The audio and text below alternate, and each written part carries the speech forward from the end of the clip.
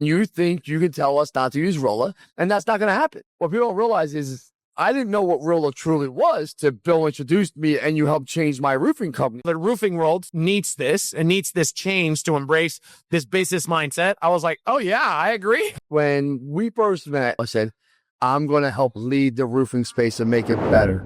I'm sitting here with my good friend Sebastian, founder of Rilla. Funny story, I met Sebastian. Most people don't know this, is you knew Bill for a long time. Yes. And I was up in New York about a year ago in the summertime. My wife go to New York to Dreams. And Bill puts me on a group text with this guy, Sebastian. Like, hey, me and my friend Sebastian, Lance is in town for the weekend. I'm like, I'm always down to meet someone. I had no clue who you were, what you did. And Sebastian's like, what are you doing tomorrow? And I was like, just hanging out by the pool. He comes over to the pool to say hi, just be and talk. And he's wearing pants. He's wearing pants. Oh, we're at the pool. Yeah. He's at the pool. So I get first. I get her in the office. I'm like, we're going to work here. And then you gave me your clothes. You're like, put these clothes on. And it looked like I was going to a music festival. We took a picture, and all my employees were like, oh, this is what you call working. This is we sent a picture to Bill and be like, Bill, this is what it looks like to not work. So, but we got to know each other. We became very good friends since then. And you've been a great partner to LB Capital. You guys have been a great partner to us, so. What people don't realize is I didn't know what Rilla truly was till Bill introduced me, and you helped change my roofing company. I just told the story with Gary Vee on stage there, and, I don't think you understand, and our conference title was about technology, right? Yeah. On panel. Mm-hmm. I don't know if you understand the power of technology. I do, because I saw what you did. I didn't know what you did truthfully prior, but now that I put it through every one of my organizations, right? Every company. Can you tell me why you think people don't understand technology or Rilla or what you do? Is just they don't want to, they don't want to embrace it? Because you're the leader in the home services industry by far, but can you kind of talk to me about that? Yeah, so Gary was just talking about it on stage. New technology is always annoying and uncomfortable. It's very, very annoying. Like he was talking about how he was super comfortable with direct mail because that's what he learned. He became a master of it. And then a new technology came out like Gmail. It was like, oh crap, now I have to build email marketing and I have to get good at that. And then it's like, I have to get good at SEO. So it's like technology basically, that's why they call it disruptive, because it disrupts the whole paradigm. Yeah. And it hits everybody. It's annoying to everybody. It was annoying to Thomas Edison when Tesla came out with the AC-DC converter, as it was to Gary when he had to switch from direct mail to Gmail. And so Rilla is one of those very annoying technologies, right? Very annoying. So Rilla, we do virtual ride-alongs. So, salespeople, when they go out, they record their conversations when they talk to customers, and we use AI to transcribe, analyze, and give them feedback and help their managers do virtual ride-alongs that are 100 times faster, better, more productive. We say it's 100 times faster, better, more productive, but that's only if you do it. Because in order to do it, you have to get through all these annoying humps of being able to actually do it as a manager, do it as a rep, do it as a company. You know one of those humps very well, which is like, okay, you introduce this concept. Hey, salespeople, we're going to be recording your conversations today. I went through it. I heard a story, true story? Correct. Did I ever tell you a story? Yes, tell it. Yes. Do you want to hear it? No. Yes. So, you're top performer, right? That's how I'm thinking about it. Yeah, top performer. I know I told you a story. I'm sorry. I know it's quick. I'm sorry. But yeah, I tell you. But here. So I get a call from my partner, and he said our top guy doesn't want to do it. He's refusing to use it. And now this is like on a Wednesday, and we installed it on Monday. And then every company, because once we saw it worked for months, we're like, fuck this. We're putting it everywhere. Yes. Like, it took me 3 weeks, 4 weeks. You're one of the fastest implementations that we saw, but yes. Well, I saw the increase. I asked Bill, hey, Bill, why is our average sale going up? Why is our close rate going up, right? I watched the data. I see a ticker move. Yeah. Something happened, right? Yeah. So, okay, well, we installed this program. Okay, well, why? And the first question I asked was, why isn't it everywhere else? And Bill's like, what do you mean? He's like, well, we want to see. Well, Bill, 3 weeks now, it's working. So that's all I need to see. Right. Yeah. So, and you know me, I move fast. I know I leave some dead bodies along the way. I move so fast. That's just who I am. Right. But I'll make a long story short. Our top performer says he's not going to use it. My partner's like, we can't afford to lose this guy. I'm like, are you drunk? He's like, what? I'm like, are you drunk or high right now? Now, this is at like 9:45. You know, I get to the office normally about 10 a.m. every day. Right. And along the way, he's like, no. He's like, well, he's our best guy. He makes up 40% of our sales every month. I said, yeah, he's gone. He's like, what? I'm like, no one's going to, this ain't his company. This is my company. I said, Mike, I shouldn't say his name. I said, I don't want to say a part of it. I said, if you allow this behavior, the inmates to run the asylum, it's going to be crazy. It's not his credit name on all the trucks. It's not him building this thing. We are. He has to do his best. And I hit Mike with this line, my partner with this line. I said, anyone that never wants to be recorded is doing something unscrupulous. Anyone, and remember that, when a sales guy says he doesn't want to be recorded, it's because he's doing something or she's doing something not right. Because cameras are on me 24/7. You know that, Sebastian. I have a camera on me. I curse. I'm not always politically correct, right? I am who I am, but I'm never doing something harmful, meaningful, or lying, right? Yeah. So only reason why you wouldn't want to be recorded, in my opinion, right? And what did you tell that guy? He's fired. I walked up. He was in the parking lot. Just happened to be coincidence. He was in the parking lot. And I said, hey, I saw his name. I said, thank you for everything. I appreciate you. I'm so glad that I got the opportunity to know you. And I wish you the best for your next adventure. He's like, what do you mean? I said, well, you're not working here no more. And there's like 8 guys out in the parking lot as I'm saying this right in front of all. Hey, everyone. Thank you for joining us today. I want to give a quick shout out to our sponsors, Service Titan and Rilla, our technology of choice to helping us scale and grow our business and making sure all of our viewers have the technology to scale their business so when they want to sell it, they're able to. I said, what do you mean I'm not working here? And I'm like, you're not working here anymore. He's like, what? I'm like, you're no longer here. You decided not to adhere to our company policy and use Rilla, and you think you can tell us not to use Rilla, and that's not going to happen. I said, so I wish you the best. He goes, can I talk to you? I'm like, there's nothing to discuss. This isn't a debate, a conversation. This is my organization. You no longer work here. He follows me in, and he says, I'll use the fucking product. I said, no, that's not good enough. I said, I don't need you to use the fucking product. I want you to embrace the product. I want you to make it part of your lifestyle so you get better, so we get better. You have a natural talent to be able to sell. I said, do you think Tom Brady had a quarterback coach? He said, why? I said, do you believe Tom Brady had a quarterback coach? I said, I have a mind coach, Sean Crane. I work with mental coaches, right, to keep healthy, right? I said, everyone needs coaching, son. And if you don't understand that, I don't want you in my organization. And it didn't work out. We fired him. So, I mean, it's that simple. And when I did that, our company flourished. You did. That's why you did one of the fastest implementations that we've ever seen, because, typically with a technology like this, when the top performers are actually the ones that hate it the most, because they're like, I don't need no coaching from nobody. I know what I'm doing.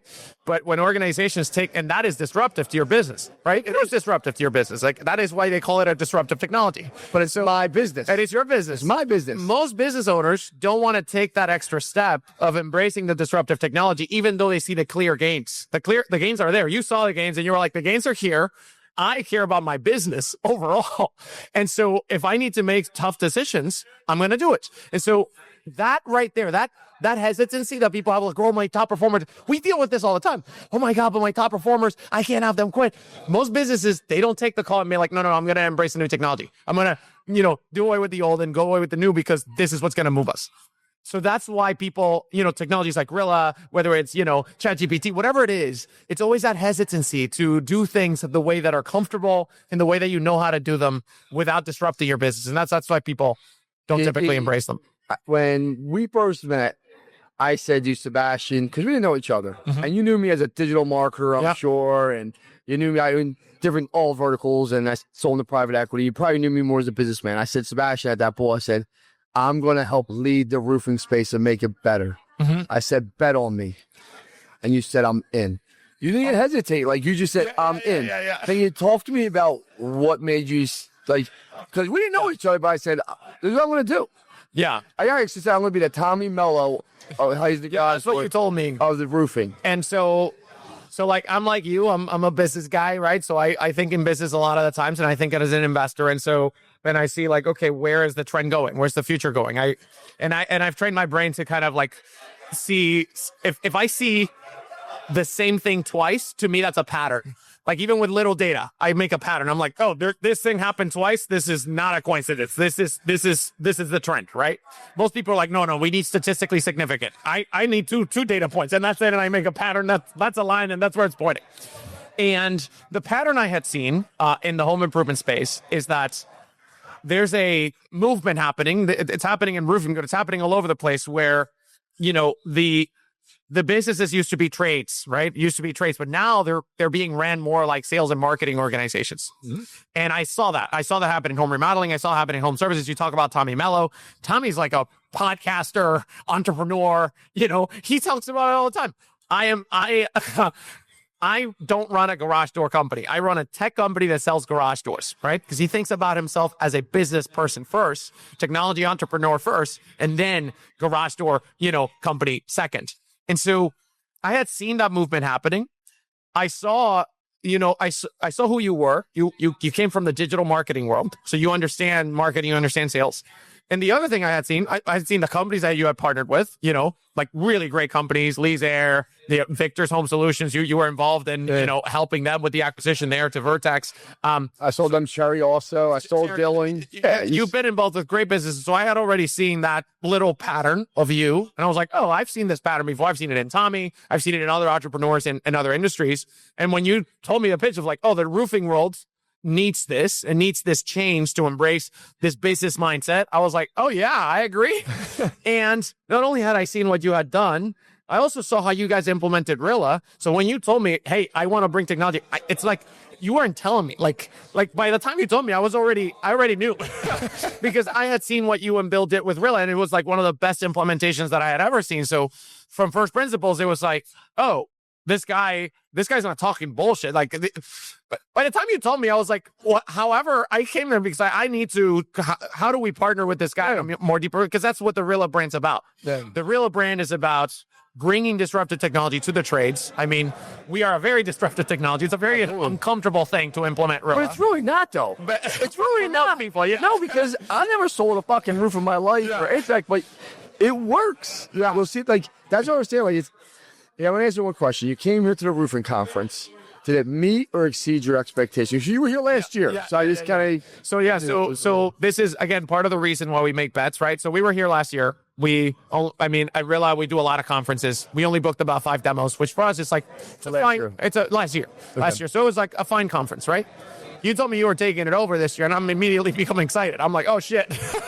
Because, again, you're bringing this technology mindset, this entrepreneur mindset to the industry, which needs it, right? Because a lot of, if you see the private equity space, how it's happened in HVAC, plumbing, electrical, it's now starting to happen in roofing. It's almost like the coming right behind. It's like the younger brother of the HVAC, plumbing, electrical, and you're leading the charge. And so I was like, okay, this is very interesting because this is the type of customer that Rilla wants. Rilla wants that type of customer that's looking to sell maybe in 5 years, that's looking to position their company in a certain way. When you told me, hey, I'm going to do it, I had already seen the pattern of what you've done with Rilla, of what you've done with all your other businesses. I'm like, I want to be there. This year, I think you were expecting like 500 people. I told all our sponsors we'd have 500 people. There was like 700, almost 800 people. 760 something. And I was like, okay, this is exactly the type of show we like. How many demos did you wind up booking? So we booked over 10x the amount of demos that we did last year. So you were 50 demos here. 50 demos here. And you had only 5 last year. So it was like a literal 10x. Literal 10x more. And so, so that's, and that was more of a bet on you, really. And yeah. It's like we bet on Tommy and we bet on, people. Like you bet on people at the end of the day, right? Yeah. So, you delivered. Yes, I appreciate that. So that's why we're here. I mean, I guess my next question for you too is, when you walked in to the conference, was it more impressive or is it what you thought it would be? I thought it was more impressive that you broke the numbers. What was impressive to me is when people say 500 attendees, I usually discount that by half. I say like, okay, 500 people signed up.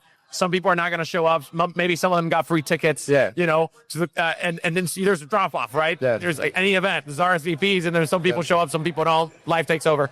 So when you say like, oh, we actually had more, I was like, oh wow, just by that number.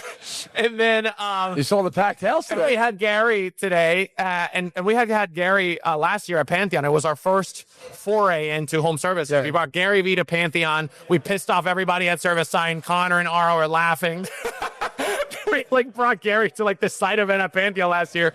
And I will say when we brought Gary to Pantheon last year, he was getting introduced to the home services space. He didn't know much about it. We brought Gary to Pantheon last year. Now he's kind of more aware. You saw him talking there. Yeah. He had like more of he understood it a little bit more. A little bit more, and the content was just, I would say, it was way better than it was at Pantheon last year. Like that. Yeah, I think he's tired of hearing excuses from contractors of like, hey, I'm not a technology guy. As he said to us, is this even a fucking debate? Like, what's wrong with me? Yeah. Listen, I don't want to hold you up. I want to thank you for everything you've done. This has been great, man. Thank you for being here, and I'm glad we met, and I'm glad we exceeded your expectations. Yes. Thank you for everything. Thank you for doing this. If you don't follow Sebastian, trust me, the guy. Go to Rilla.com, RILLA.com. He understands it. This guy hates his social media channel, I think. Build your own fucking brand, Sebastian. Come on, I love you. Thank you, man.